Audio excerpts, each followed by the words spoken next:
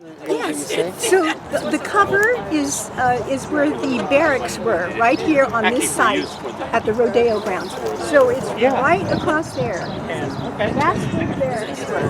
Where the metal things are. Yes, yes. And then if you open up the program, there's a picture of the monument, and that's the monument right there. Very the big well. boulder. And so this is the engraving on the marker. Yes, and then this is the program that we're having today. Excellent. And then this is the Japanese American JACL creed by Matsumoto, and he wrote this in 1948. Very cool. And this is, yes, it looks like a baggage tag. And during the wartime, when we were incarcerated and relocated, they gave us like a name tag, but they put it on like a baggage tag looking tag. And so it has, you put your name on it, you put they gave you a number. And then you can put your barrack number on here as well. And on the back, we put the 10 concentration camps on the back side of it. But you wore it like this. So that was your ID and you had to show it. Exactly.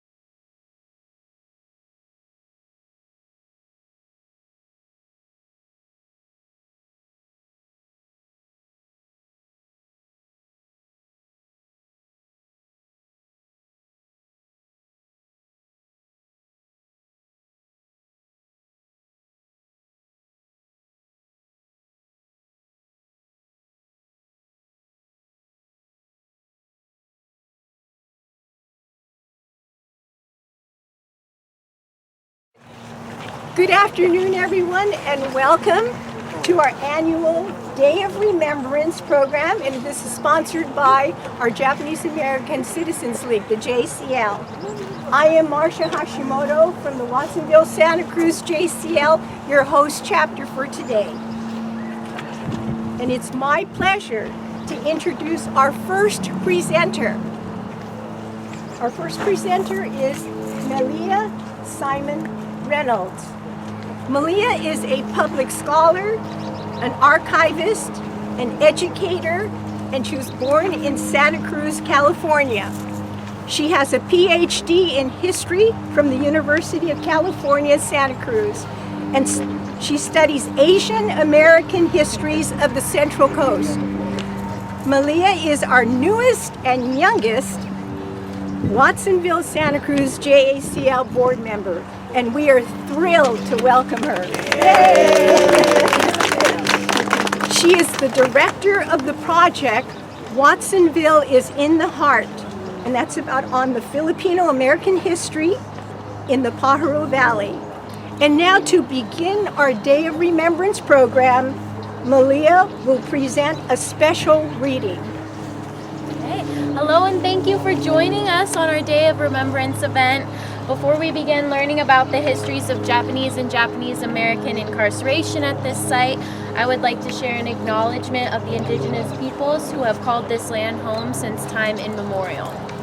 So the land of the Salinas Detention Center, the Salinas Community Center, and the surrounding areas were once called Populauchum and occupied by the Ohlone tribes of the Amamutsin, Poston, Rumsen, Esalen, and Chalon, the indigenous people of the Central California coastal area. These peoples existed peacefully in this region in since at least the 19 documented villages for thousands of years before Spanish missionaries arrived in the 1760s. The ancestral lands ranged from the San Francisco Bay Area all the way to Big Sur and through the Salinas River Valley, numbering in at least 15,000 inhabitants before European contact. Today, the Ohlone, Costanoan, Esalen Nation, and the Amamutsin tribe each have over 600 members.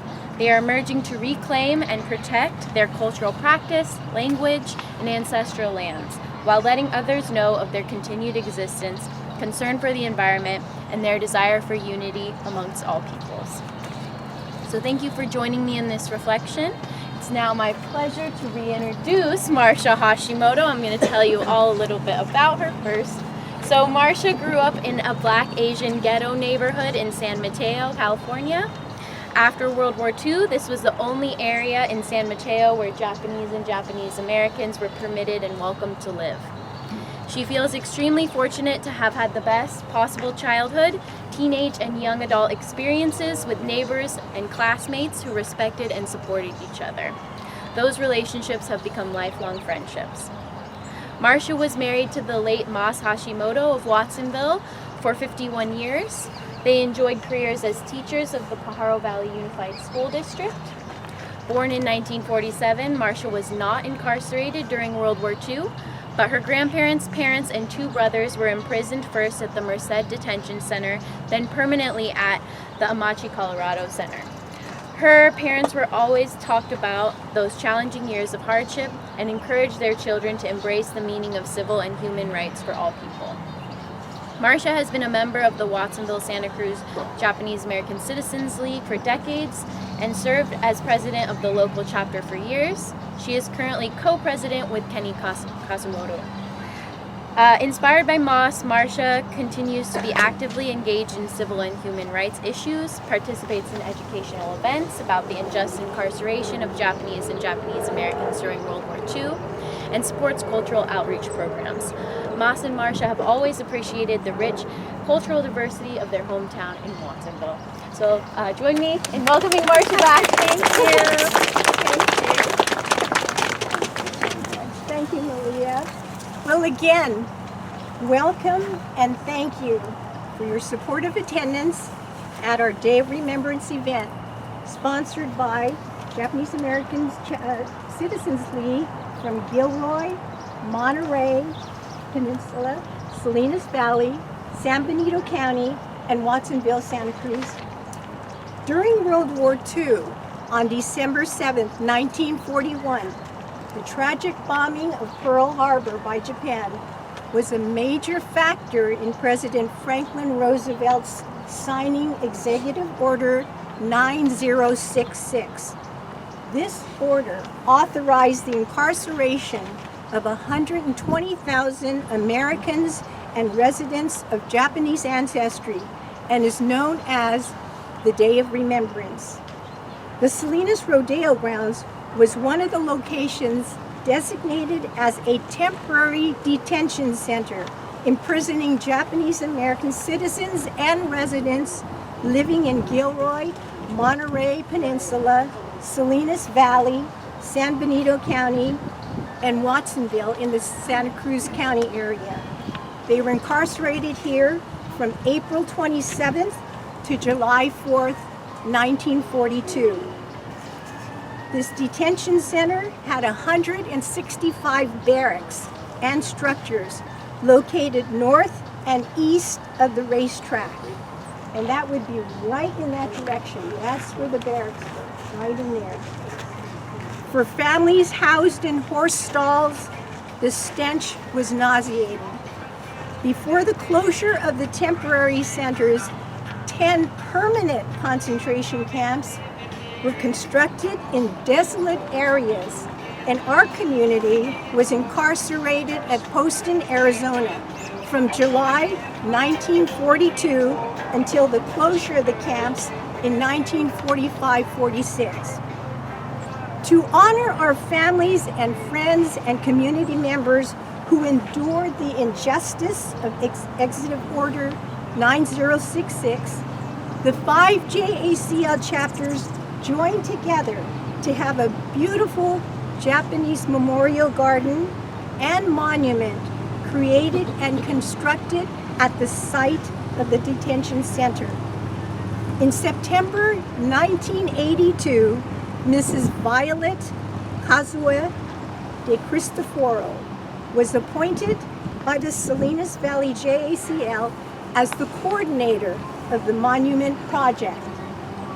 Violet worked successfully with the 5 JACL chapters the Salinas City Council, and members from the project committee composed of Charles Tanda, chairman from Salinas, Ben Miaoka, project director from Salinas, Goro Yamamoto, landscape architect from Monterey, Barney Inada, project artist from Marina, Maisel Kawahira, landscape artist from Salinas, and other administrative and research members.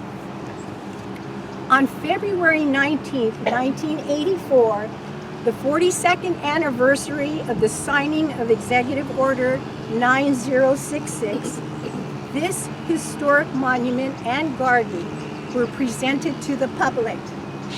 I would like to read part of Violet's dedication message, followed by Ansel Adams' letter of congratulations. February 15, 1984. Honored guests and dear friends, the Kinnenhi, which means monument, we are dedicating today recalls an historic event which happened 42 years ago. It recalls a tragic miscarriage of justice and a time when American citizens of Japanese ancestry became the innocent victims of bigotry and racism. On behalf of the former Salinas Assembly Center detainees, whose names are recorded on Wartime Civil Control Administration microfilm, buried in the time capsule at the foot of the monument, and the monument is right around there, the big boulder with the marker on it. So the time capsule is buried in that area. I ask you to join us today on this solemn occasion and pray that such a human tragedy will never occur. And that's from Violet.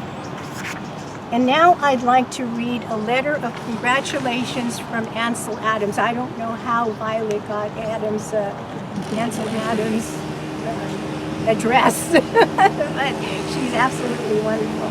And you all know who Ansel Adams is. He's the renowned photographer who his work is mostly well known as the black and white landscape photographer of Yosemite, but also during World War II, he did go into Manzanar and he took landscape pictures of Manzanar. I have this large book that I received as a gift from Joe Bose. So Ansel Adams' book of photographs is on the table in the Santa Lucia. So this is from Ansel Adams, December 21st, 1983. Mrs. Violet Cazue de Cristoforo. Dear Mrs. Cazue de Cristoforo, it is my privilege to convey to the Japanese American community my heartfelt congratulations on the erection of the Salinas Assembly Center Monument. There, some 42 years ago, American citizens of Japanese American ancestry were forcibly and wrongfully detained before being transported to inland concentration camps for the duration of the war. In these disturbing times of national stupidity and international tensions, one must ever think of humanity and freedom and strive to be certain that such unfortunate lapses of wisdom and justice shall not again occur. Cordially, Ansel Adams. Fantastic. So the monument,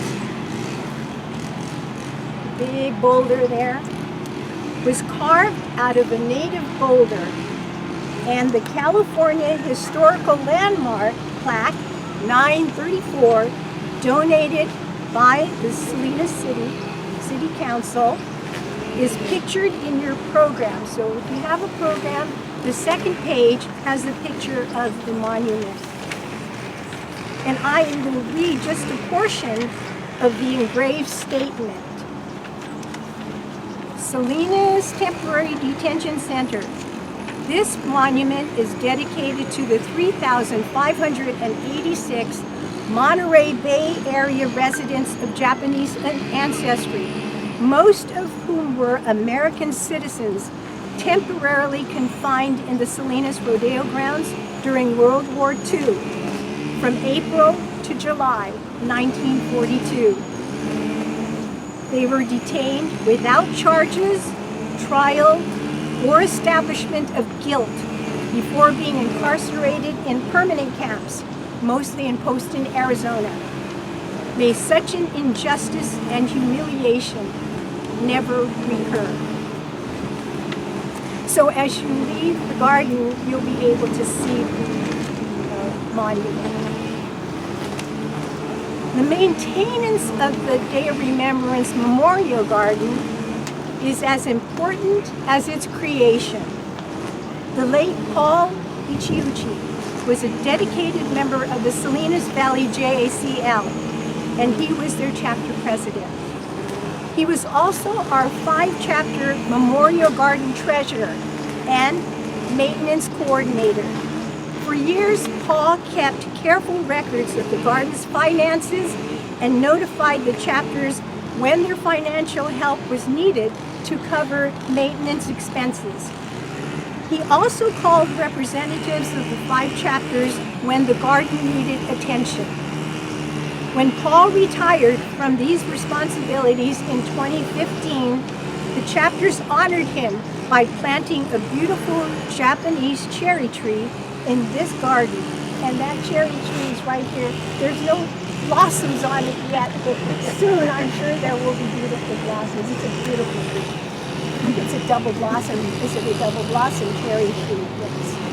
And Joe Bose, Joe, can you raise your hand? Joe Bose, Joe, our great Joe Bose, donated a plaque. Here's the plaque in front of the tree, commemorating Paul's years of leadership and Paul's courageous duty in the military intelligence service during World War II.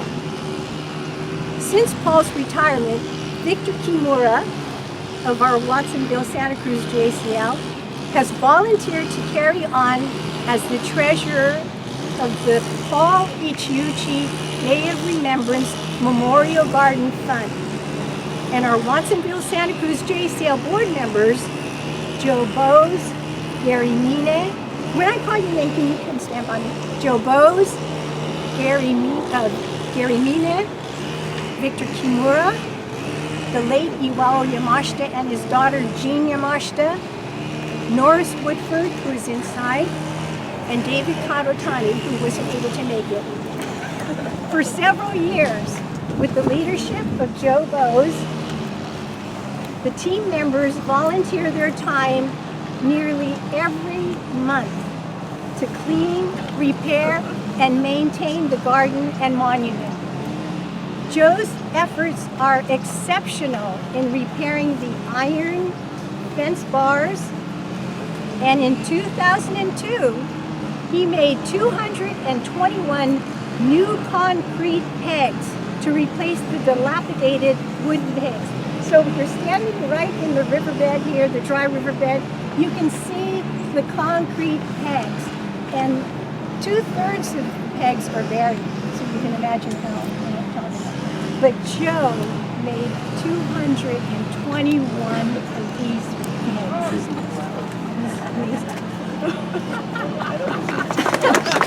So please join me in applauding with appreciation Joe, Gary, Victor, Norris, and David for their outstanding attention and dedicated efforts in the care of our Day of Remembrance Memorial Garden that is a tribute to our Japanese and Japanese Americans for their strength, courage, and belief in democracy and justice for all. Thank you so much. And so we have this little.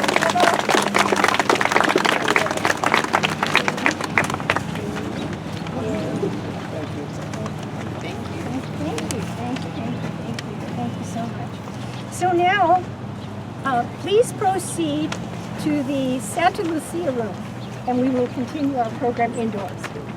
Can I ask a question of Yes. everybody here? Is there anybody here who came to this camp in 1942? Anybody? Anybody go to Or your family. to a prison camp? Or your family. Your family was here in Salinas. Well, that's all. No, well, your family was incarcerated here. I was here too. I'm trying to Yes. get the people who are actually still alive today. Yeah, no. Good afternoon. Welcome and thank you for your supportive attendance at our Day of Remembrance event sponsored by the Japanese American Citizens League chapters of Gilroy, Monterey Peninsula, Salinas Valley, San Benito County, and Watsonville-Santa Cruz. At the garden area, I introduced our garden maintenance team, and a fellow teammate, we were very happy that he was able to make it, but he wasn't able to make it to the garden area, but he is right here with us now. So I would like everyone to join me in applause in thanking Norris Woodford. Norris.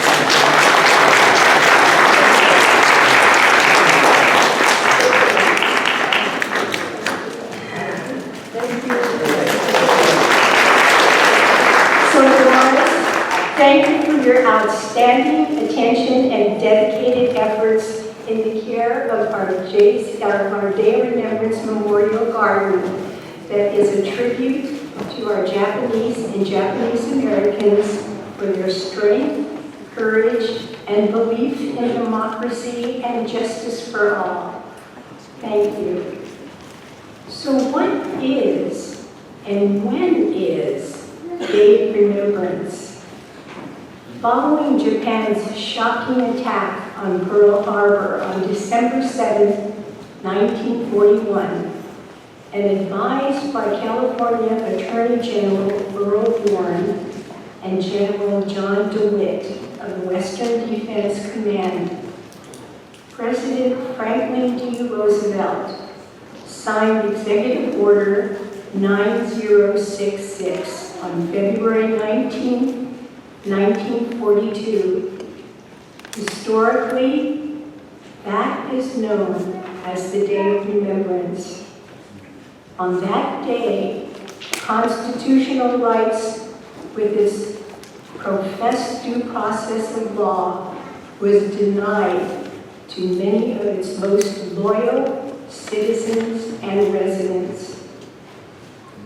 Executive Order 9066 authorized the forced eviction and incarceration of 120,000 innocent persons of Japanese ancestry from their homes in California, Oregon, and Washington, which were states designated to be in the restricted war zone.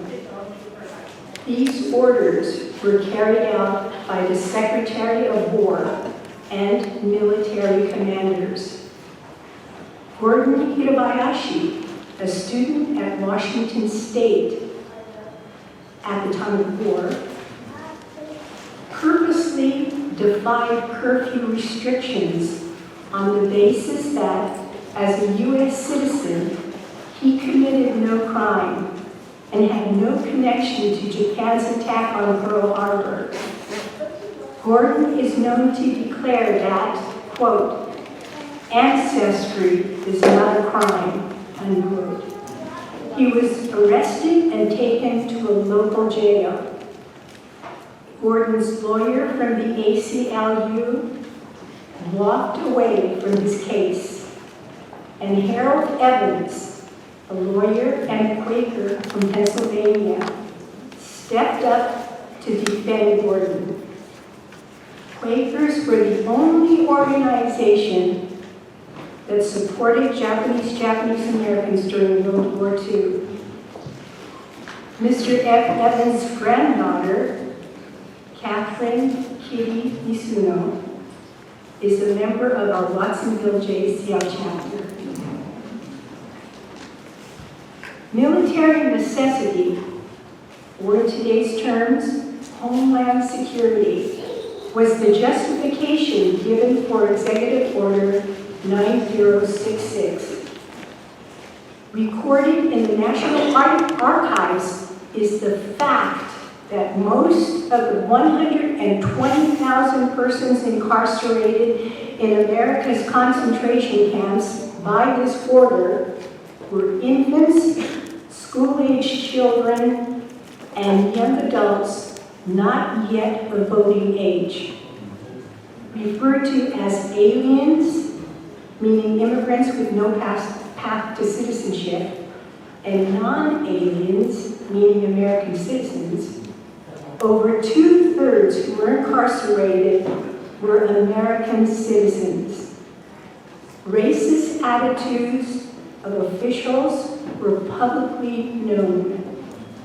General DeWitt's lack of empathy was as hateful as his statement, quote, "A Jap is a Jap, and whether he's a citizen or not, he can't be trusted," unquote.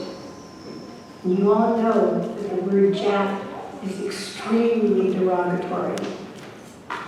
California Attorney General Earl Warden believed that Nisei, American-born, were more dangerous than the Issei, immigrants from Japan, and that, quote, "No act of sabotage meant that one is sure to happen," unquote.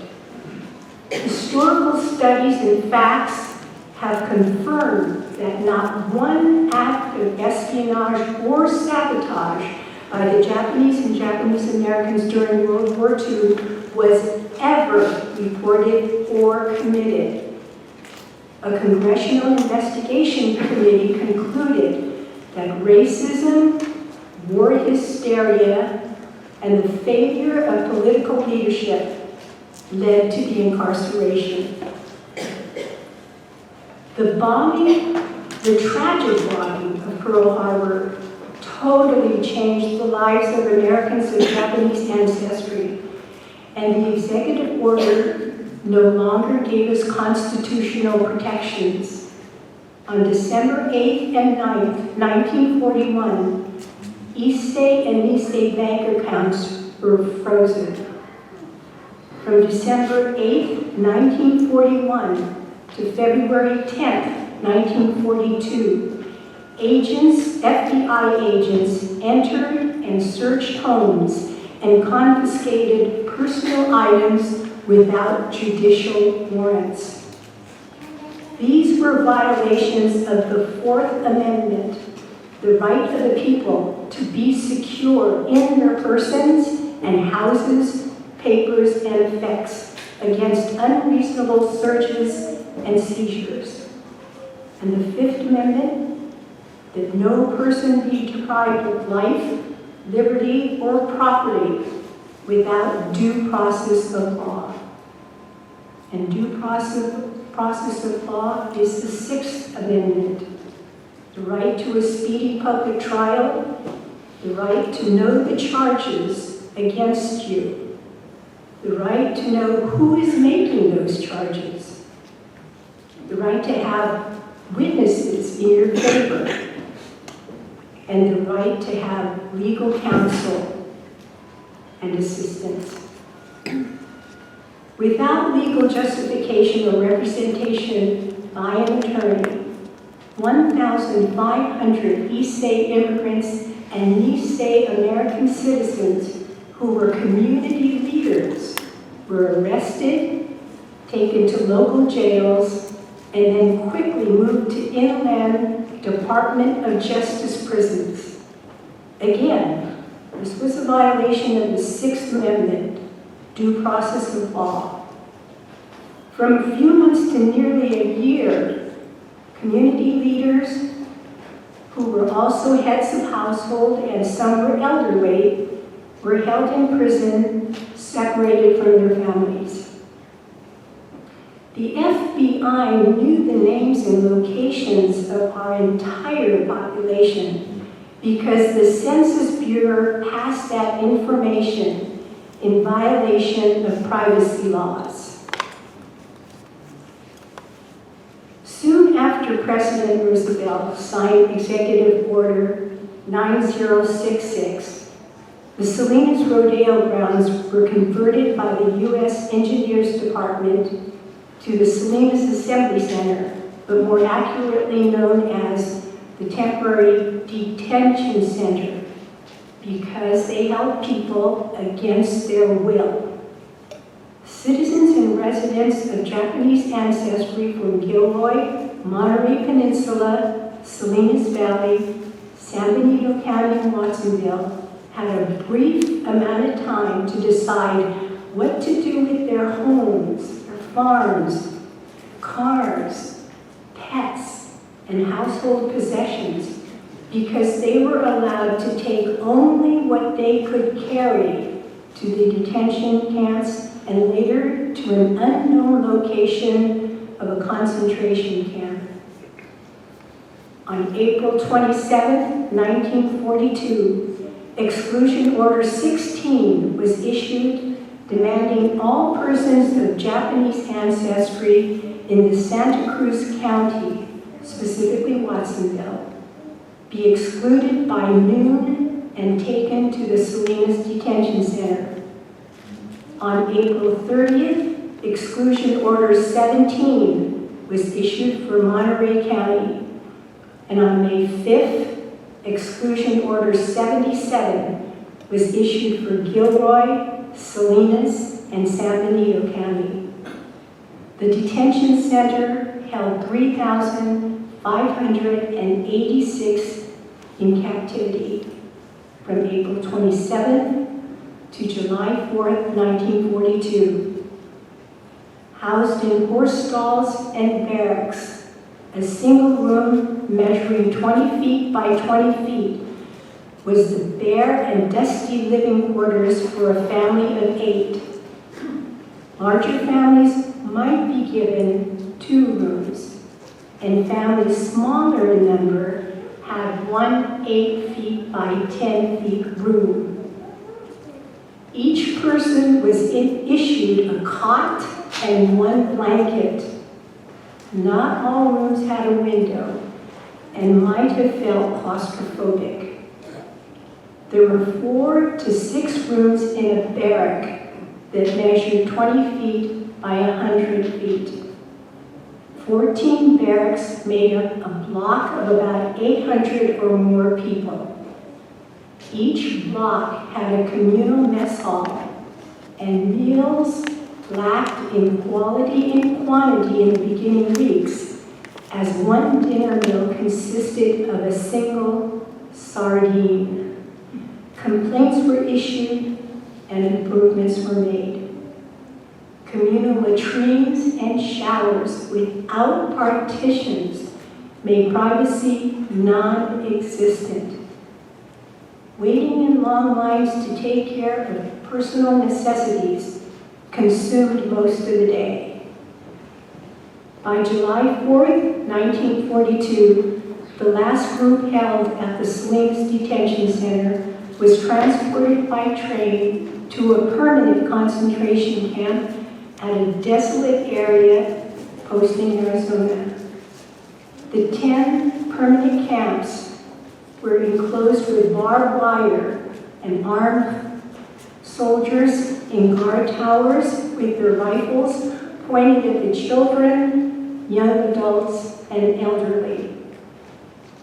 The living conditions were similar to Salinas, but the weather conditions were extreme and caused health issues. With gaman, meaning enduring the unbearable with patience and dignity, the Japanese and Japanese Americans survived. There was minimal public support against the incarceration. Not even the ACLU would defend the Japanese Americans. One of the only organizations that stood with us was the American Friends, the Quakers. The few who knew us well outreached with their support.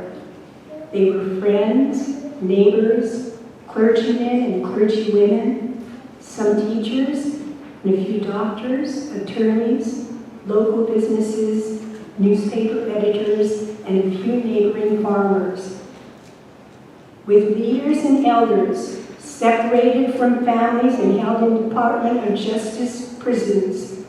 The leadership of the imprisoned community fell on the young officers of the National Japanese American Citizens League, Saburo Kido and Mike Masaoka.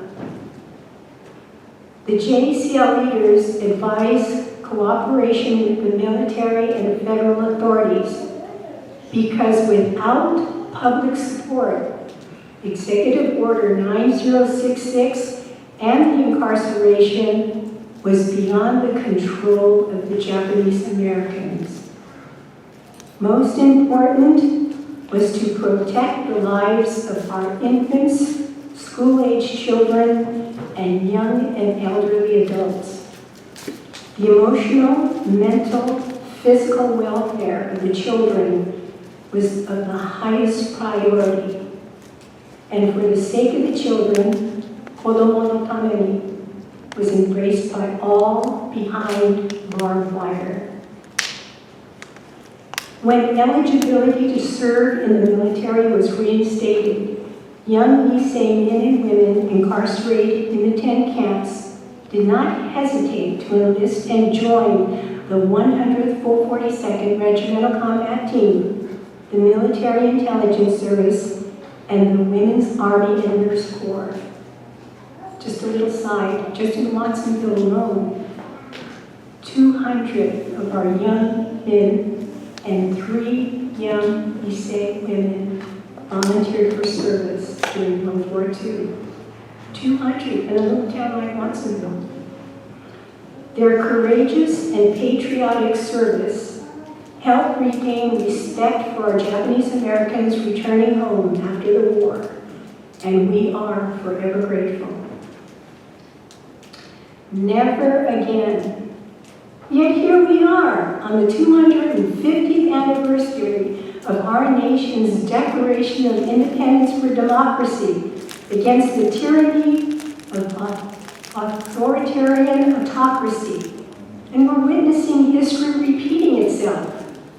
Once again, American citizens and residents are innocent victims of racism and the failure of our political leaders who are authorizing immigration and customs enforcement officers and the Federal Bureau of Investigation agents to invade, victimize, arrest, and cause injury to people of all ages without their right of due process and other constitutional rights.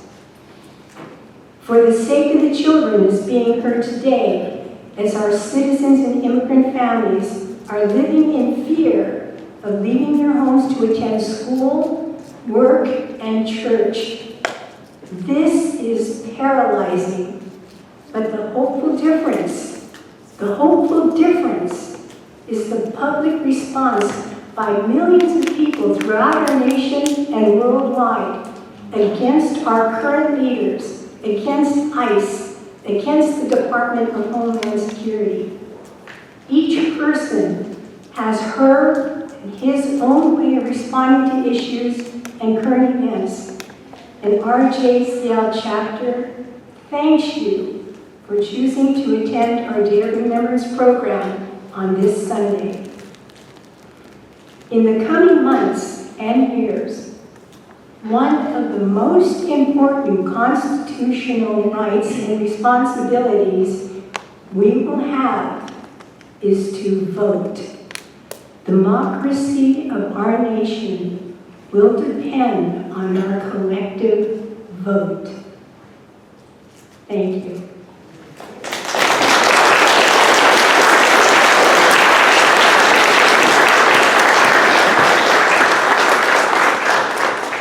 And now it is my honor to introduce Ann Jordan. Ann Jordan is a retired educator, currently training teachers in various schools across the United States in the Japanese Language Education Assistant Program. She also serves as advocacy chair for the California Language Teachers Association and is a board member of Salinas Valley JACL.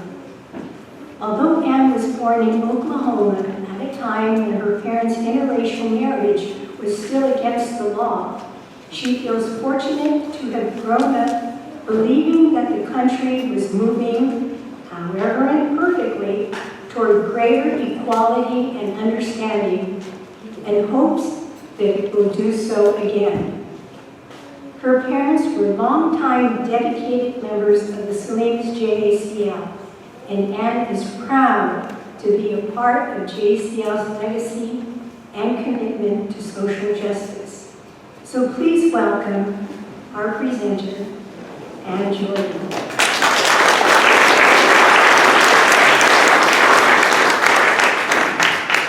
I bet you didn't know I was born in Oklahoma. Very appropriate for Salinas. Thank you, Marcia. First, in case you didn't know, Marcia was a kindergarten teacher. Kindergarten and first grade, and that is why the lawnmowers and the boombox, and then I think dirt bikes were no match for Marcia out there. Good afternoon. As Marcia said, and we often hear every year at our Day of Remembrance commemorations, the reason that we gather is to remember and honor those who endured this injustice and to reaffirm our hope that it will never happen again. Well, that reason, the reason for Executive Order 9066 seems particularly important, as Marcia pointed out, this year, and especially in the last few months. And that's because the law that allowed this terrible injustice to happen in 1942 against Japanese and Japanese Americans, citizens and non-citizens alike, is still in place. And until that law is repealed, never again is just going to be a hope, not a certainty. And so that law, called the Alien Enemies Act of 1798, a long time ago, is the focus of my presentation today. As I said, Alien Enemies Act is a really old law. It was passed in 1798. It was a time of fear and intense partisan divide, if that sounds familiar to you. And when I was looking for images of Congress in 1798, different versions of that, lots and lots and lots of versions of that came up. And that was a painting called Congressional Pugilists, which almost fits 2026. So it seems like it was a really long time ago, and it was, but it also, if we're talking about intense partisan divides, applies today, I think. The Alien Enemies Act was passed by Congress in a period when we were at almost war with France. It was part of a set of 4 laws called the Alien and Sedition Act, and 3 of the 4 of that set of laws has been abolished long, long ago. The one that remains, and the one I'm talking about today, is the Alien Enemies Act. And the purpose of that was to keep to prevent non-citizens from sympathizing with enemy nations during wartime. It gave extraordinary executive power during wartime to arrest, to detain, or remove non-citizens or enemy aliens based solely on national origin.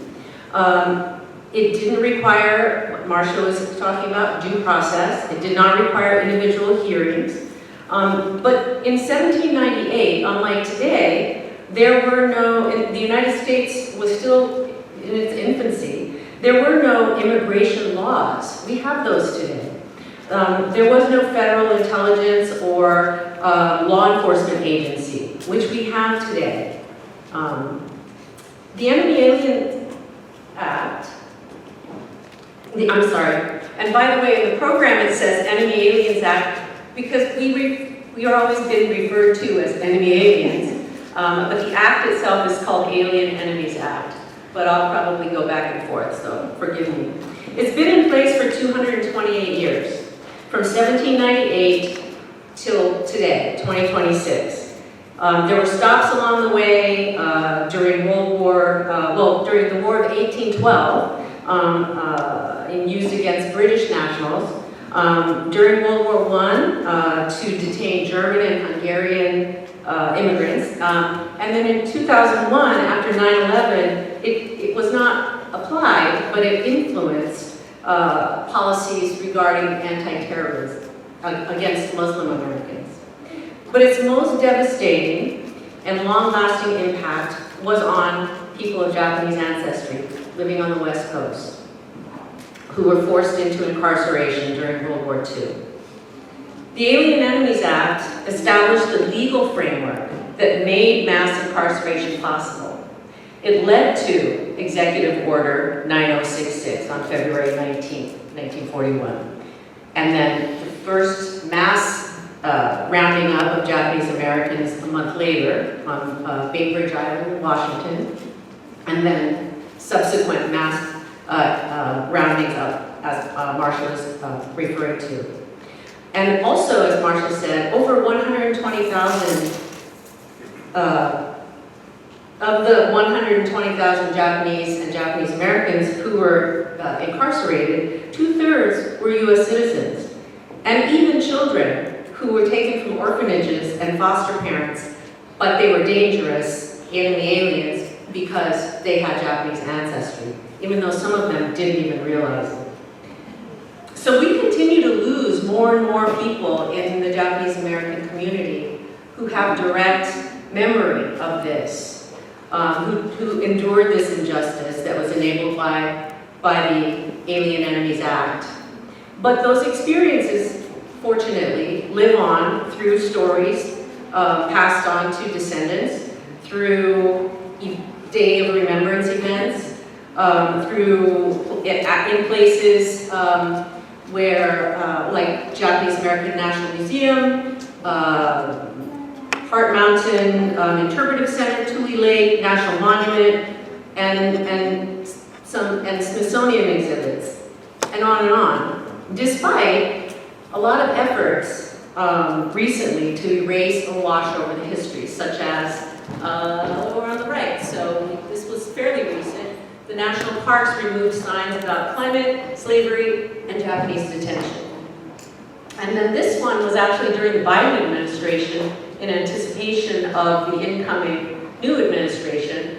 The National Archives director ordered the removal of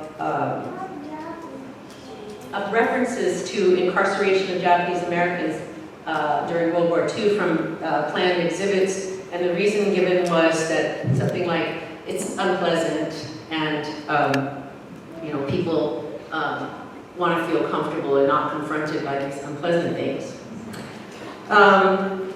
Fortunately, we have many, as I said, many places where the truth exists and the stories are shared. One of the most comprehensive, if not the most comprehensive collections of primary resources, if you are not familiar, probably most of you are, but denshel.org, documenting the incarceration that the Alien Enemies Act made legal, and that's very easy to find.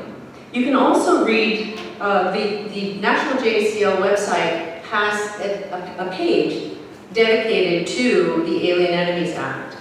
And I encourage you to check it out. And I just want to share a brief excerpt of just two, there are several, but two of the people that the Alien Enemies Act impacted and who are featured on that page. The first one, so Natsu Saito, she was a widow with 4 children, a legal resident for 25 years in the United States, and she was arrested in Washington State by FBI and local police without prior notice warrant, or even the opportunity to contact her children. She was held at the local city jail under the Alien Enemies Act, and her granddaughter's story, her granddaughter's account of her grandmother's story is what is on the JACL website. And her granddaughter said she was subjected to repeated interrogations before being transferred to an immigrant detention facility in Seattle a week later. The second one, this is someone who might be, a name that might be familiar to you. I was hoping, Larry's not here, right? Darn, okay. Junichi Oda is the father of Larry Oda. We all know the name of him. He is the current and past president of the National JACL, right? And third generation Montereyan. I don't know if that's what we say. Soon after Executive Order 9066 was issued, Larry's dad moved the family to a farm outside the exclusion zone in Clovis. Later on this afternoon, you'll be hearing about the Concha Project and those farmers. And Larry's family moved to Clovis because that was outside of the area that Marcia was talking about, had been designated as being restricted to people of Japanese ancestry. Well, of course, they moved there, and then the zone was expanded to include that area. And as soon as that happened, Larry's father, Junichi, was arrested by FBI agents, again, under the auspices of the Alien Enemies Act. Mr. Oda had no history of anti-US government activities. The damage to the incarcerees lasted far after the camps closed, after the war ended. Families had not only lost homes and livelihoods and future opportunities, for many, the feeling of shame and trauma carried forward across generations. When I was growing up, my family was not interned. My mother was a post-war immigrant to the United States. But her contemporaries in the Salinas Monterey area were Issei and Nisei. They did not talk about this until much later. It was the Sansei generation, I think, that kind of, brought that out. And why is that? Well, it was difficult to talk about the details.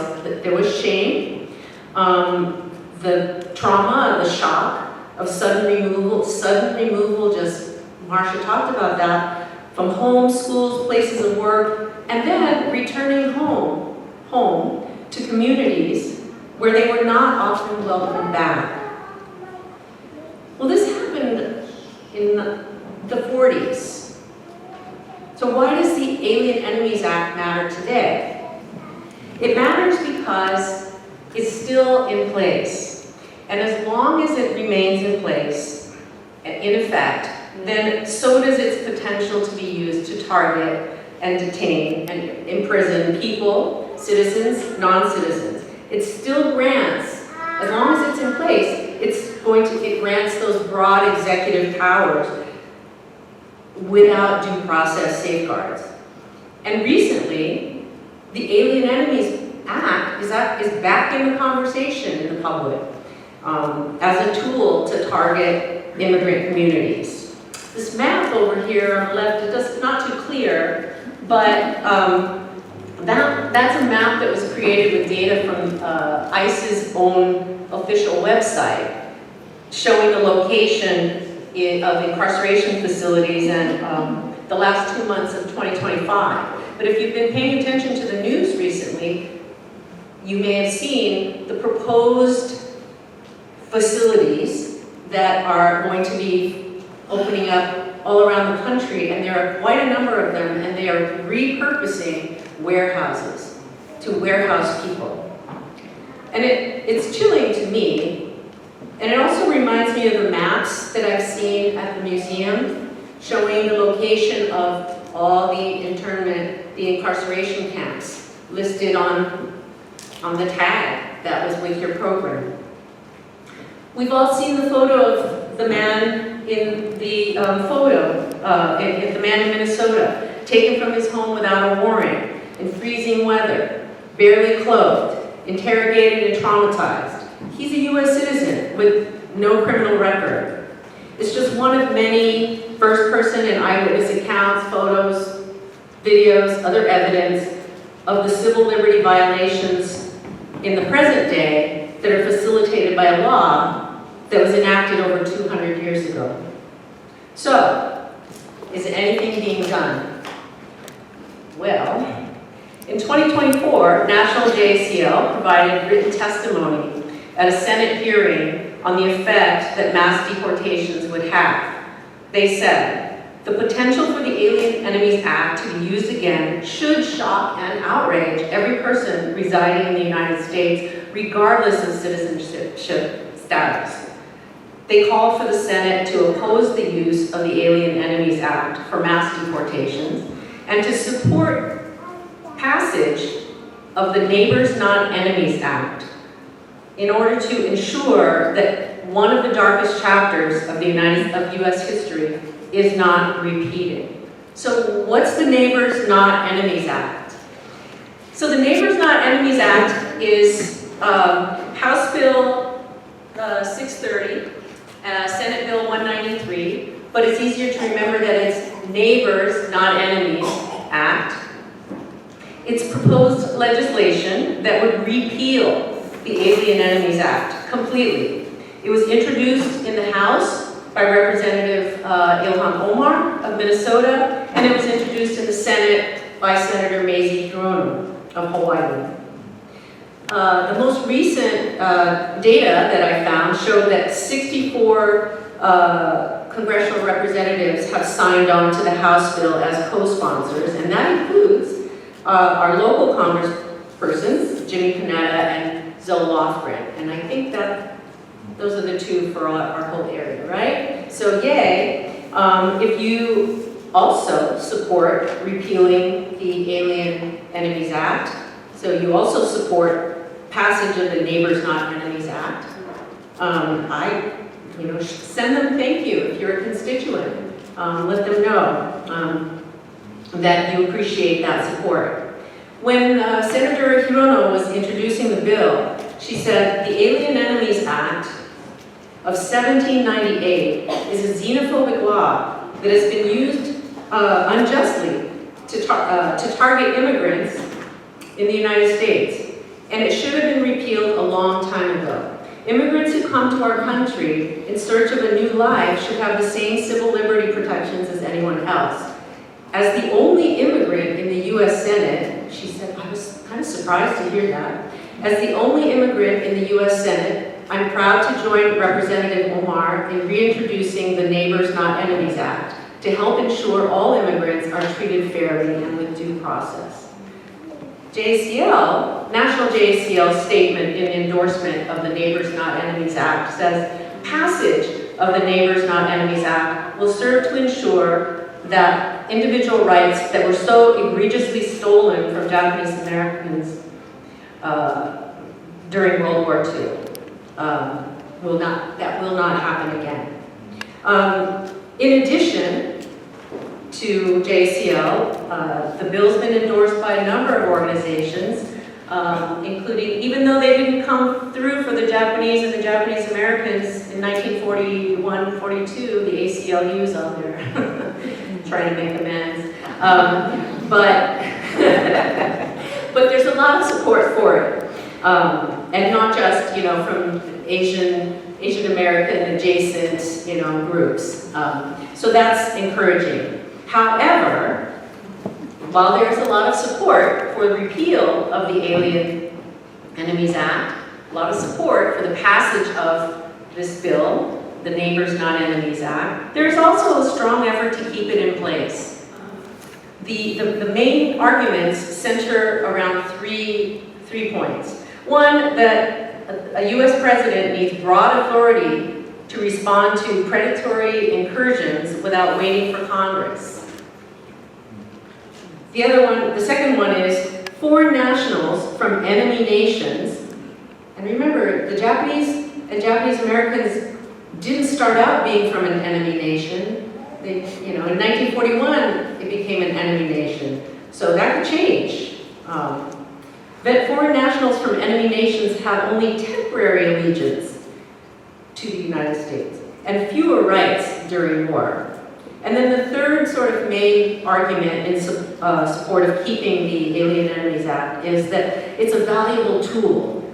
And I think this is the main thing. It's a valuable tool for wartime and national security. And then we've been a little bit fuzzy about our various definitions of war, because, Congress doesn't have to approve it. So whatever constitutes wartime and whatever constitutes national security. So those are the arguments. The primary arguments in opposition to repealing that come from mainly a think tank. It's called Center for Immigration Studies. It sounds like it's pro-immigration, but it's actually a think tank that advocates for decreasing and restricting immigration. They also, this Center for Immigration Studies also argues that foreign nationals from enemy nations don't have the same loyalty towards the United States or rights as citizens do during times of conflict. Now, these are just very slightly different versions, but pretty much the same arguments that we heard in 1941 about Japanese and Japanese Americans. Immigration is definitely a complex and very real issue for our country. It is. But as JACL said in its support for the Neighbors Not Enemies Act, conventional immigration law, which did not exist in 1798, but current immigration law has provisions in place to ensure due process rights to those who are detained and subject to potential deportation.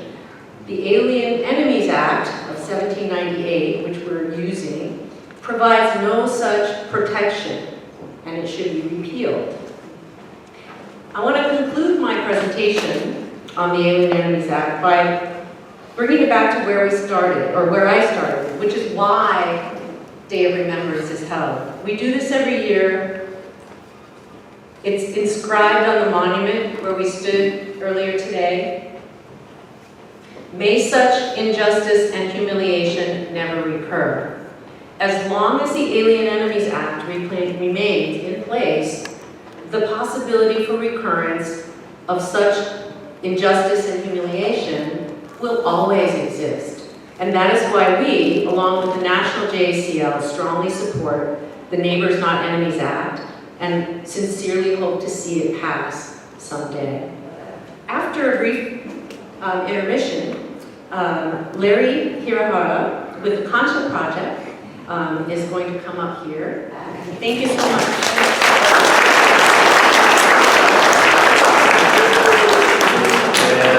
Right now, there's some announcements from the Monterey chapter.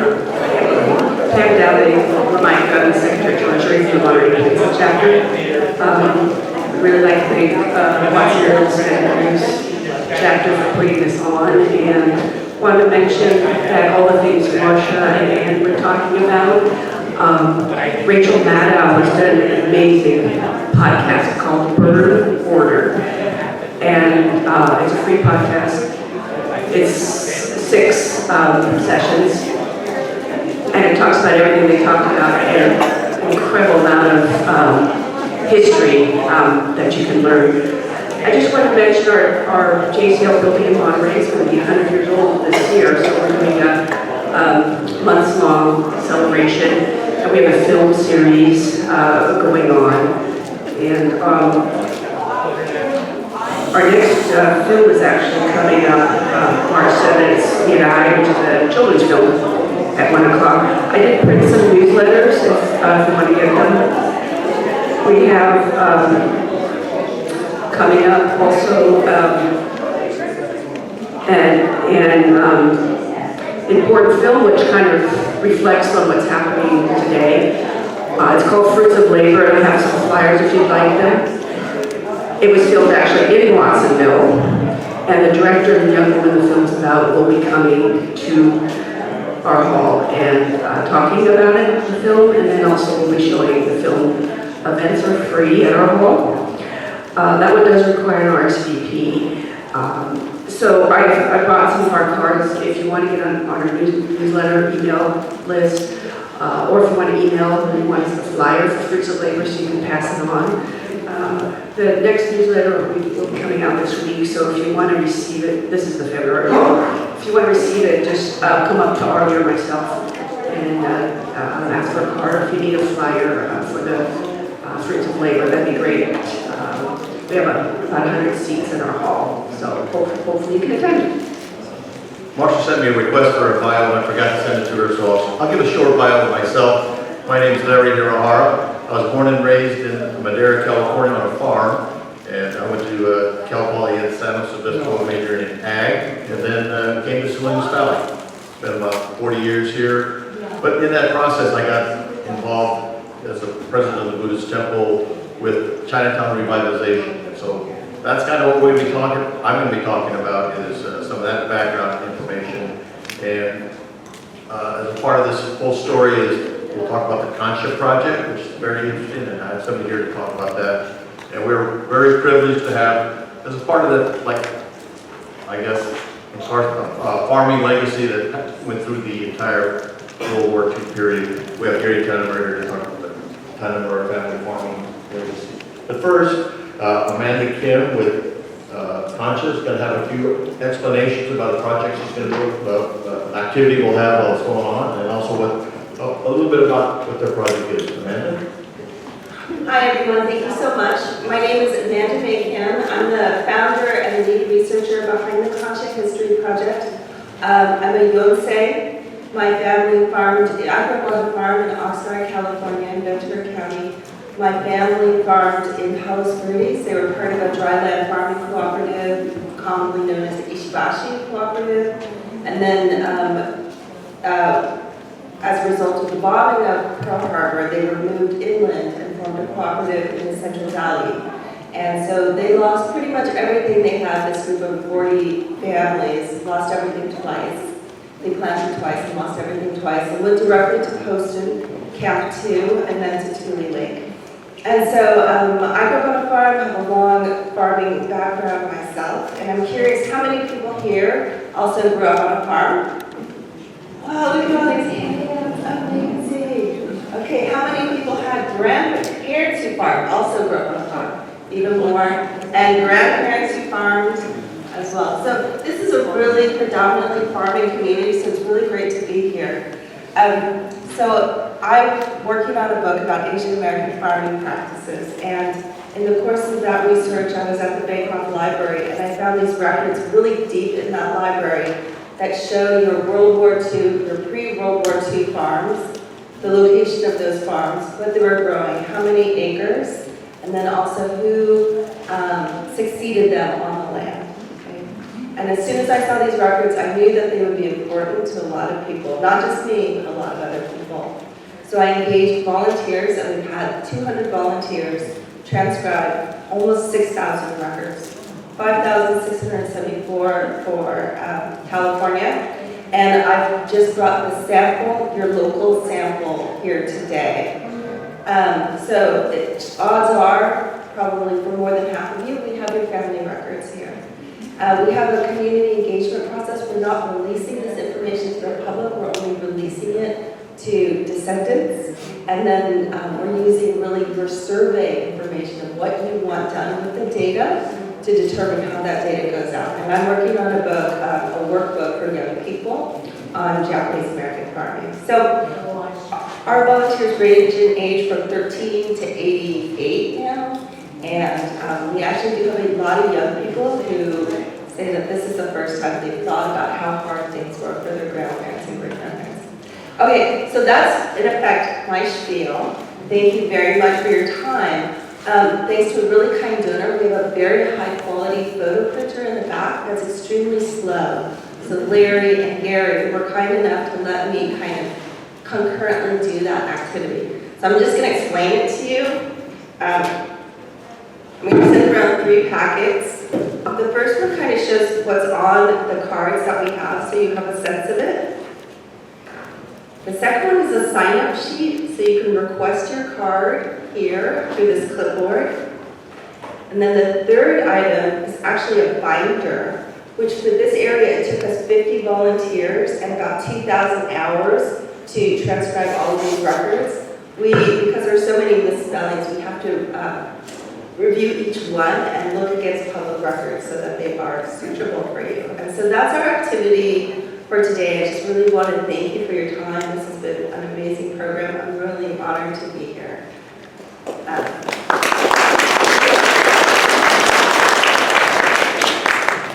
Thank you, Amanda. At this time, I'd like to also acknowledge and express my appreciation to the five JACL chapters for having us be a part of this program, and we really appreciate that. And also that this, there was a sponsorship, a grant funded by the Japanese American Community Foundation, who funded for part of the work that Amanda's doing, and also the facility itself for this exhibition and presentation. I'm going to talk briefly about the association I have with the Asian Cultural Experience, and as it shows there, what is our mission and our background, and we're part of Chinatown Revitalization. But our mission is preserving and promoting the history and multicultural identity of Salinas Chinatown. And through Chinatown Revitalization, which was developed quite a few years ago, it became a unique collaboration for the preservation part of Chinese, Japanese, and Filipinos. So that's very unusual. It's probably unique in the United States that those three groups together jointly are working together to preserve the history of their area. But it's not only preservation, but it's education and outreach that ACES does. So we believe it will be a great resource for ethnic studies and at the high school and college level, and we're developing some of that curriculum now. And we try to tell a story that hasn't been, that people, like Day of Remembrance, stories that people don't really think about. For instance, do you know that in 1935 there was a Filipino Repatriation Act, where the Congress passed a law or a policy that said that if you wanted to, you can go back to the Philippines if you're Filipino. They paid for it, but it was a one-way ticket, so you couldn't return. And so it sounds somewhat similar to maybe some of the things that are happening today. So, but these are some of the gaps in history that we try to continue to tell. And one of the activities we have as a collaboration is the Asian Cultural Fair, always held the last Saturday in April. And this collaboration, we have three venues: the Filipino Community Center, the Confucius Church, and the Buddhist Temple, as well as other places in Chinatown where we try to show that there's a vibrant Asian community and also trying to preserve our history and culture.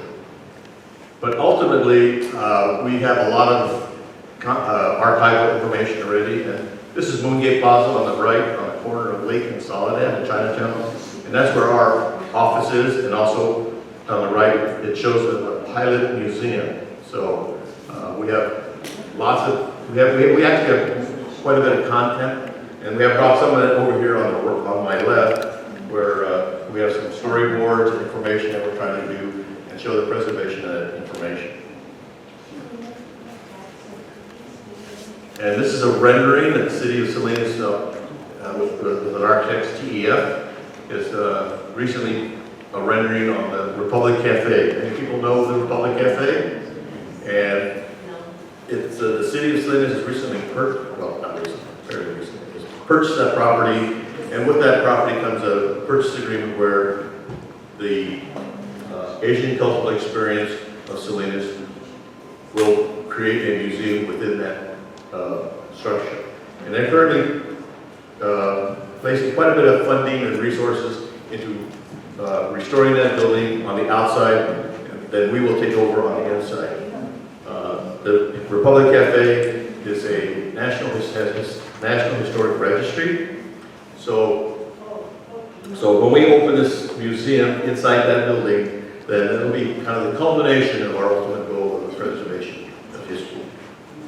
I just wanted to bring this slide up because when I met Amanda many years ago, she showed me her website, and on his website was this particular slide. I didn't even know that this record existed. This is my grandfather's farm in Delano, or early barn actually. And so, you know, it made a great impact on me. And this is an opportunity for descendants to find out about their family farms. And because many times people didn't know, first of all, you probably didn't know they exist. And then ultimately, in the long term, the project will be what's going to happen, what happened to those farms. So like Day of Remembrance, this is a part of history that is not known and must be told and remembered. So, because in the end, the preservation of history and multicultural identity of Salinas Chinatown is part of the immigrant story that continues today. Thank you very much.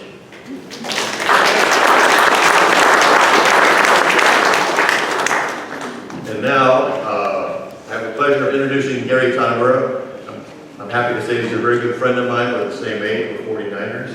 And he comes from very humble beginnings. I remember when first time I met him as a salesperson, that he carried his black lunch pail to work every day and ate it in the house on the ranch itself. So that was my understanding is that's how you make money, is you work hard and go with lunch. But anyway, Gary is from a well-known farming family, and he's here to tell us about their family farming legacy. Gary?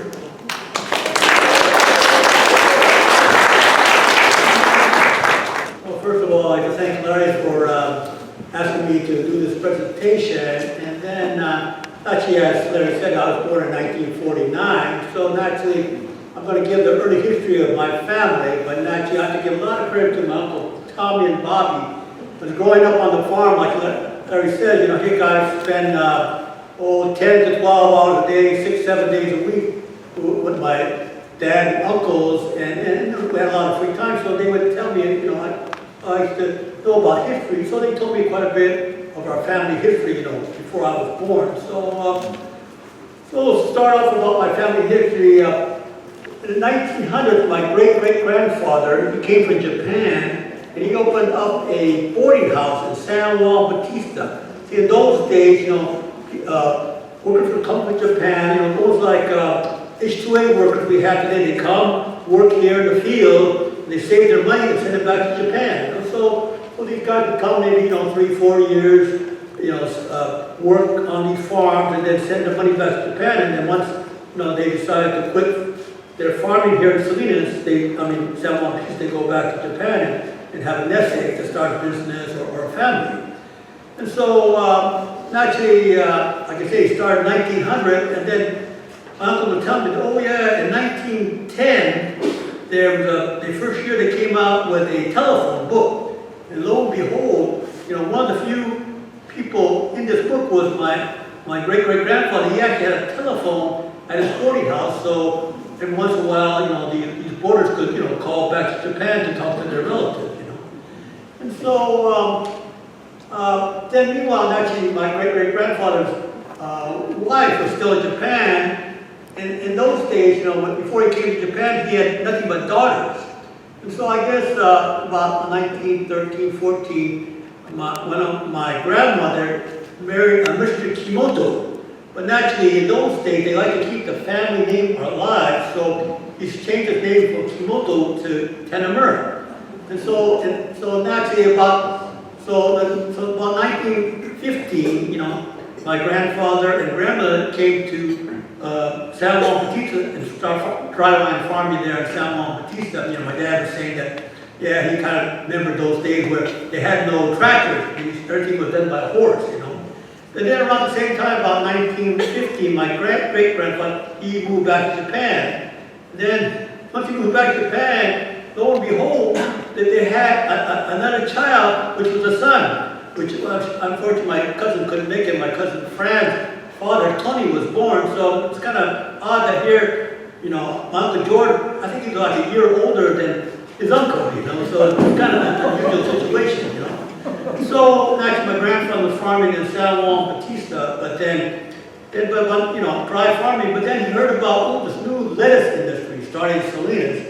So, lo and behold, he moved his family from San Juan Bautista to Castroville. As a matter of fact, this night ranch that, luckily, it's a ranch they first moved to from San Juan Bautista to Castroville, but later on, when as I started growing up, we eventually bought the ranch, the night ranch, in which they originally came to Castroville to start growing lettuce. So naturally, in those days, I guess they're like nomads, and they own no ground, and they used to go almost like a year, like almost every year or two, they would move around like gypsies to different kind of ranches. So yeah, I'd be riding around with my dad. Oh yeah, we used to farm this ranch before the war. So there's quite a few ranches they point out to me that the family would farm, And so actually, meanwhile, all together between my my grandmother and grandfather, they had 12 children altogether, and I guess during before 1930s, Master Chisato and the Tamai, they were sent back to Japan to be schooled in Japan, And so so there was two in Japan, but then in 1931, my grandfather, my grandmother passed away, So I guess my grandfather was pretty heartbroken that here his wife had passed away. So his goal was always to go back to Japan too, So I guess he was doing fairly well there in the 1920s. So he was able to go to, send money to Japan, and they were to buy ground in Hiroshima, and eventually, they did a house there. So he was all set to move back. But then here in 1931, but naturally, and then 1931, my grandmother passed away, and then actually my Uncle Tommy and Bob were very small infants, younger than 5 years old. So luckily, my Chisato was after my grandfather to come back to America to take care of the younger siblings, so which he did came back in 1931. And then at the same time there, in 1931, well, he wanted to go to Japan, but then, all the kids said, well, we don't know Japan, so, we want to stay here in America, we don't want to go back to Japan, because that's all they knew was America, So I said, okay, so naturally, grandfather didn't want to leave his kids here in the States, so okay, we won't go back to Japan, but then he didn't want to farm no more, so here he gave the keys to the family farm to my Uncle George. Uncle George, at that time, he was only a sophomore in high school. So poor Uncle George had to quit school, then luckily, my dad was the second son, luckily he was able to graduate from Salinas High here, So naturally, like I said, after he decided to now farm until 1935 when he passed away, he became a social worker. He just helped other Japanese, immigrants with their problems. So he got to do, community service, And so during the about this time when my grandfather was alive, I was kind of a real strange story that I heard was that here, my grandfather was from Hiroshima, and most of the people here in Salinas were all from Kyushu, southern Japan. So people were very clannish in those days. So I guess he didn't have very much friends. My grandfather. And then meanwhile, our neighbor, this guy John Luther, he's a Swiss German.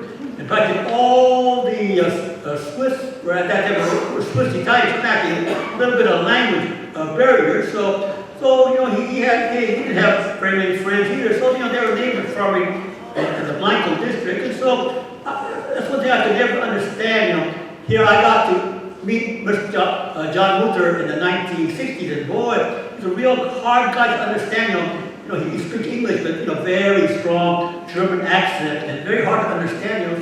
So I often wonder how the heck did my grandfather and this Mr. Luther, became friends and were able to communicate with one another. I guess they both spoke broken English, I would imagine. He didn't know Japanese, and vice versa. My grandfather didn't know German. And so that's a very interesting story. Very key person in the future, that Mr. Luther. That so they became friends, and then what really amazed me during the camp days, here Mr. Luther, he's an immigrant too, So every winter, he would drive down to Poston, Arizona to make sure the government was treating my family fairly, So, I gotta give, and at that time, more so, Mr. Luther, he had a son, Frank, that was, that he was military age, and so he was, he enlisted in the army, and he was happened to be in the Philippines, when the U.S. got defeated by the Japanese and became a prisoner of war for, 3 years, and so, boy, here's a guy that his son was a prisoner of war in Japan, but still, he believed that, well, we were equal persons and come to visit us every winter, So I find that very fascinating, So naturally, kind of interesting. The day before World War II started, my dad, before that, during the Depression in the 1930s, very, very tough on the farm. It got so tough that I guess the Tamers weren't doing so good, so my Uncle George, he decided to go work for Salinas Valley Vegetable Exchange, Takeo Yuki's company, So he used to farm out here near Associated Chemical, the Weiler ranch, according to what George was telling me, And then, luckily, old family friend, Mr. Yuki, he actually taught my Uncle George about buying ground. By that time, he was one of the few Japanese before the war that had, bought quite a bit of farm ground here in Salinas Valley and also other parts of California, So, he kind of explained to Uncle George that, well, how to start buying your hardest part to buy your first piece of ground. Then after that, you use that to mortgage to buy the next piece of ground, So Uncle George remembered that, So, then actually, the day before World War II started, my dad had enlisted in the army, So, wow, he enlisted the day before Pearl Harbor. And so my dad said, oh yeah, he enlisted on Saturday. Here the Japanese bombed Pearl Harbor on Sunday. So my dad, he was in a state of shock. He told me that. God, he just couldn't believe it, So actually he joined the army and then, eventually he served in the army there in Europe. But then, meanwhile, actually my family, all the family from Salinas and from Watsonville were all sent to Poston, Arizona. So as far as the Poston, Arizona experience, naturally, I know my mom, one thing she talked about the camp was that, wow, hot, dusty place, used to, naturally grew up on the coast, not used to hot weather, so that's the big thing my mom complained. But then, naturally, my Uncle Bobby and Tommy, which they told me most about the camp life, said, wow, they were around, 10, 12 years old, so, they had a wonderful time at camp. Because here they go swimming every day, playing baseball, playing with your friends, just like endless summer, so they're with their friends every day, And then, but something interesting, my Uncle Bobby told us, well, Jerry, that, we thought about, wow, here the government takes care of you, actually the Bears were too nice, but, they were living in probably pretty poor house before the war anyway, so Uncle Bobby and Tommy never talked about how bad the house he was in Poston, but, but there, like I said, they had housing. The government would feed you, maybe not that good, like they were saying earlier in speeches, but still, they got fed every day. And so Uncle Bobby told me, wow, he figured, wow, that's why the Indians, they say all these Indian people, see, when you have a lifestyle where government's taking care of your housing and food, it kind of takes away your initiative, And so, so they just, that's why, they hear bad stories about Indians, they had nothing to do, so, a lot of became alcoholics and whatnot, So my Uncle Bobby said, well, that's why he realized probably that's one reason Indians, didn't get into business, But then luckily, the Japanese American are more progressive type people, So, yeah, that's kind of interesting part, But then naturally, like I say, there's hard feelings in Salinas after 1946 when, unfortunately, there's a lot of Salinas boys got killed in the Philippines and also in camp, And so, so naturally, my uncles and aunts at that time, unfortunately, in the 1930s, one of my aunts and uncles, uncle, oh, excuse me, this is a picture of my Auntie Chisato and my dad right there, you know. And so, oh, this is Fran. She got a picture. Unfortunately, Fran couldn't make it today, but that's her picture. You know, that's a picture of the camp. You know, she was born in the camp there. So that's a picture of my aunt Fran. You know. And then here's another family picture. You know, so naturally, at the end of the World War II, so naturally there was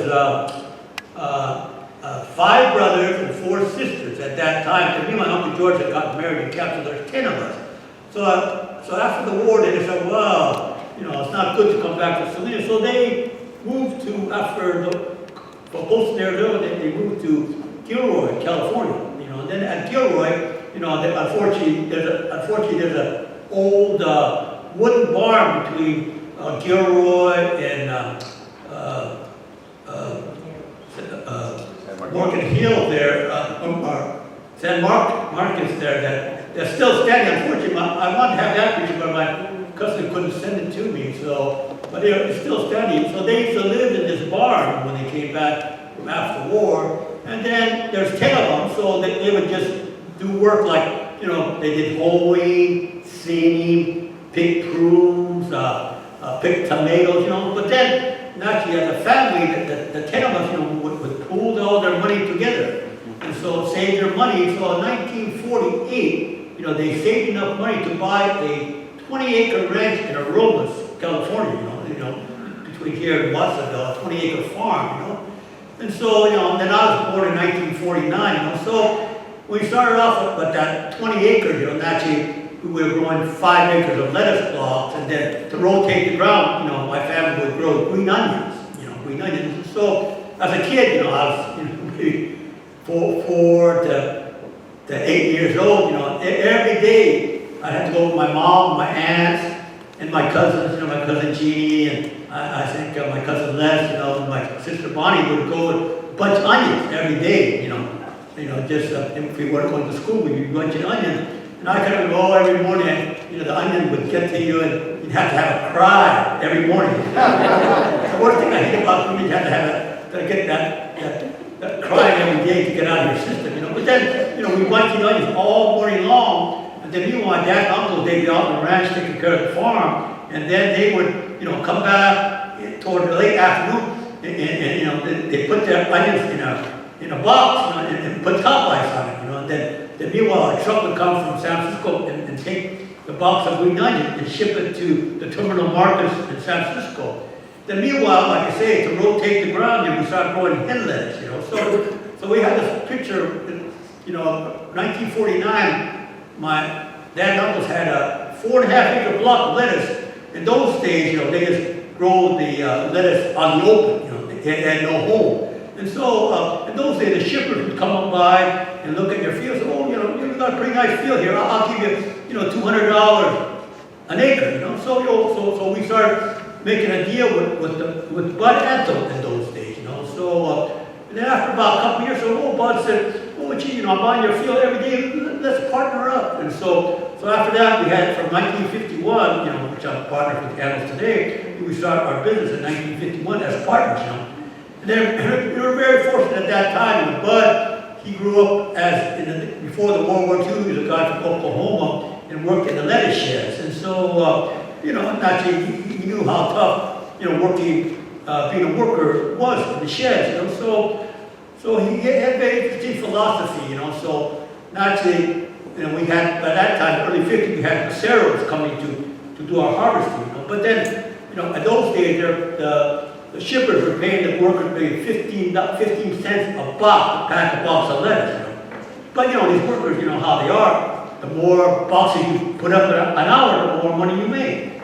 And so, naturally, all these other guys were paying 50 cents an hour. You know, the guy would cut and throw the lettuce into the box, you know. But Bud, he said, well, instead of paying you 15 cents a box, I'm going to pay you 25 cents a box, you know.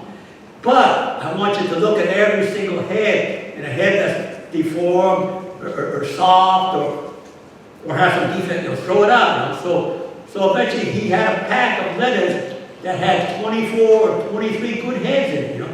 They ship it to the LA market, San Francisco market, and you know, they had a Bud label, you know. But then these guys at the markets, they you know, buying for supermarkets or grocery stores. What the hell? They look, you know, Bud label was maybe $2 a box, you know. But then the neighbors' lettuce was only maybe $1.50, $1.75. But then these buyers got, well, shoot, if I buy the Bud label, I'm getting 23, 24 good heads. I look at this other, well, shoot, there's only maybe 18 to 20 good heads, you know. So the buyer became smart. Well, oh, I'm going to pay the $2 for the Bud label, so he was able to build up the label. Oh, after a while, people knew when they saw the Bud label, they were getting a premium tax, you know. And then actually, 1951 was also a critical year for Bud, that he, in those days, you probably read the Steinbeck stories where, you know, they cut the lettuce in the fields and take it to the shed and put it in a wooden box. And then they put it in a railroad car and put top lights on it, you know, and as storage goes, you know. But then in 1951, they came with a new technology, vacuum cooling, where you would take, instead of, you know, so instead of using a wooden box that cost you $1, all of a sudden you would use a paper carton that cost you 10 cents, you know. So naturally, you know, it took about a couple of years for Bud to refine this technology. Naturally, he did take a beating at first, but eventually he was able to zero on the technology and cool the lettuce that way. And so naturally, overnight, Bud became the lowest cost producer. You know, here the competition was all paid $1 for, and then on top of that, you know, they paid $1. They had to cut the lettuce, haul it to the shed, and pack it in the shed where all of a sudden Bud had a you know, paper carton, and he's packing it out in the field, you know, and saving all this cost that the other guys were having, you know. So naturally, you know, he became the lowest cost producer. So, and then naturally, Bud always believed in the quality of the Japanese American farmers. So, you know, actually, he went out of his way to get mostly all Japanese farmers to grow for them. So we're very fortunate to be with Bud during the 1950s and 60s. So it's kind of like, wow, you know, every year we made money growing for Bud. And, you know, and then, you know, so, but then luckily for me, my Uncle George was very aggressive. Where most of the other Japanese farmers, I would go visit something, say, oh, you know, we make a comfortable living growing for Bud because they made money every year, but, you know, they just kept the same. So I got to give my Uncle George credit that he was aggressive. He said, well, you know, if we grow more acres, we'll make more money. You know, and so, like I say, we had a 20-acre farm in Aromas, you know. But then in 1951, my Uncle George was still banking at the Bank of America here in Salinas. And just so happens, just one day he goes to the Bank of America office, bank, and lo and behold, he said, Mr. John Mooser there. I said, oh, John, you know, it's good to see you again. You know, and then John said, oh, what do you do? It's, we're farming here in Aromas. Oh, hell, why don't you come back and farm my ground in Salinas, you know. So here's 1951. My Uncle George and Monte Pasai, they moved back to Salinas to start farming the Blanco dairy, you know. And then actually in 1959, like I say, every couple of years, so George would get at least another ranch, you know. And then finally in 1959, you know, my dad and mom and my brothers and sisters, we moved to Salinas in 59. You know. But then actually finally in 1962, you know, naturally we were finally able to buy a little ranch in Chular called the Violina, 50 acres there, you know. So we had the Romas, that ranch there. But then luckily about every 5 years, you know, like I said, he leveraged that ground to buy other pieces of the ground. You know, here we got bigger and leased more and more ground, you know. And so that's a very interesting story. I have to give a lot of credit to, you know, my Uncle George. When people go out and find these deals, you know, about buying ground or renting ground. But then, you know, luckily, Uncle Bobby and Tommy weren't married. But my dad, my Uncle John, oh, you know, they're very conservative. Oh, I don't know about getting bigger or taking a chance to buy ground and you put the other ranch in Hawk, you know. But then, you know, they're democratic. And so, well, you know, my Uncle George left it up to the 5 brothers. Well, here my Uncle Tommy and Bob were not married at that time, so they always voted with Uncle George to buy the ground or get the. I remember we had a discussion you know, like Larry said, lunchtime, no, my dad said, oh, no, Johnny didn't be conservative, but no, but then George bought his binoculars too, we buy this around and whatever, you know. So, you know, I gotta give credit to, you know, those three, they're the main reason how we got big over the years, you know. And then naturally, still in the 1960s, unfortunately, Bud passed away, you know, but then his son, Bob, took over, you know, in the early 1960s, you know. And then actually, you know, we kept growing, get bigger, and in 69, we really expanded that year. At that time, Bud Antle, he had his own company farm, which was probably the biggest farm he had, but he decided the growers were growing cheaper than his company farm, so he decided to close down the company farm and lease all the ground out to the growers, you know. So luckily at that time, you know, my Uncle George, you know, learned from the harvesting guy, oh, you should take the Dave McFadden and the Frank McFadden, you know, which he did. So luckily, you know, actually we're the biggest growers, we got like a draft, so we got first selection, so we took those two ranches, you know.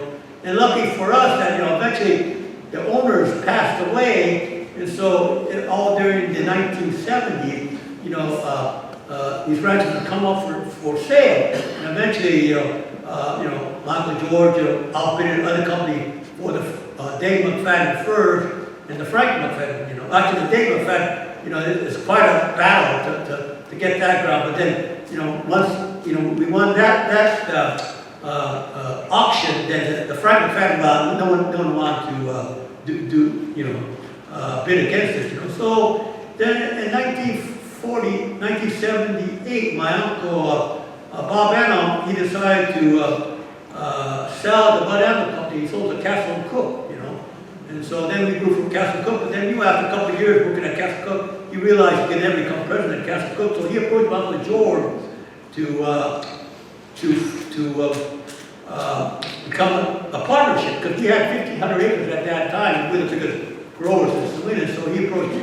And so I got to give Uncle George a lot of credit here. Uncle George, 65 years old. Most people think about retirement. I said, well, you know, we've been partnering with animals for all these years, but the great opportunities I was, especially for Gary and my brother Keith, you know, that, you know, we knew about farming, but we learned about the other side of business, the sales and marketing of lettuce, you know. So actually, we formed Tamarindo in 1982, you know, and then, you know, it's been a great ride, you know. Naturally, you know, we had good years and bad years, but then luckily the same principle of putting up a great pack of lettuce, you know, carried us through. And then actually, when Bob retired, you know, actually we formed Tamarindo in '82. His son Rick took over the company and ran the company until 2019, when poor Rick passed away, and he was president and chairman of the board. So in 2019, they elected me chairman of the board. But then, you know, but I'm very fortunate that I have a very good president, Scott Greywald, that's been running the company real good for the last 6 years. And then Rick's son, Brian, he really stepped up and run our sales, and he's done a great job for our sales the last couple of years. And so, yeah, very, very fortunate. You know, there's a lot of people that helped us in the past, and you know, and the big thing, you know, look, we've had good, honest partners that made our family very successful. 100th anniversary. Oh, okay, yeah. Here's some pictures. I forgot that. Here's my Uncle George and my Uncle Masai. There's Bob Allen and his wife Sue. Unfortunately, they all have passed away now. You know. And then here's when George was 100 years old, we had a picture of the Canaveras and animals here. You know, the little Gamma family and the Canamera family together there. And here's a picture about 1989, 88 or 89, and this is when they first built the office of Freckle. And this is a picture of our boardroom, you know. So down the first floor, my dad on the left, you know, Bob on the center, Uncle George on the right, and then Tommy sitting down. There's the door from the back. There's my Uncle Johnny, and then Uncle Bobby, my brother Keith, and then Mike Anno, and then here's Rick Anno that now I'm on.